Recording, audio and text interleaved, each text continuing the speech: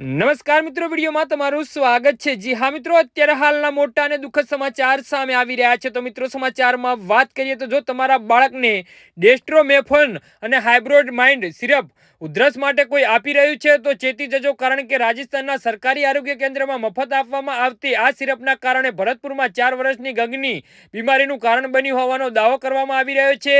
ગગનને આપવામાં આવેલી દવા જ્યારે ડોક્ટરે પોતે પીધી ત્યારે તેની હાલત પણ ખરાબ થઈ ગઈ હતી। જી હા મિત્રો, અત્યારે હાલના મોટા અને દુઃખદ સમાચાર સામે આવી રહ્યા છે। આ તે દવા છે જે રાજસ્થાનની સરકારી આરોગ્ય કેન્દ્રમાં આપવામાં આવી રહી છે।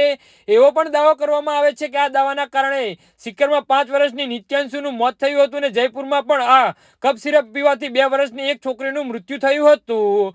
જી હા મિત્રો, અત્યારે હાલના મોટા અને દુઃખદ સમાચાર સામે આવી રહ્યા છે। આવી સ્થિતિમાં પ્રશ્ન એ છે કે શું બાળકોને જીવન માટે ખતરો ઉભો કરતી કફ સિરપ રાજસ્થાનના સરકારી કેન્દ્રો પર આપવામાં આવી રહી છે? આનાથી ભરતપુર સિક્કરથી લઈ જયપુર સુધી બાળકોના જીવન જોખમમાં મુકાઈ રહ્યા છે, કારણ કે સરકારો ઘણીવાર દાવો કરે છે કે જનતાને સરકારી આરોગ્ય કેન્દ્ર પર મફત સારવારની સાથે મફત દવા પણ મળે છે, પરંતુ જ્યારે તે મફત દવાઓ લોકોને પ્રિયજનોને જીવ લેવાનું શરૂ કરે છે ત્યારે જાગૃતિ લાવવી ખૂબ જ જરૂરી છે। જી હા મિત્રો, તો આના વિશે તમારું શું કહેવું છે તો નીચે કમેન્ટ બોક્સમાં જરૂર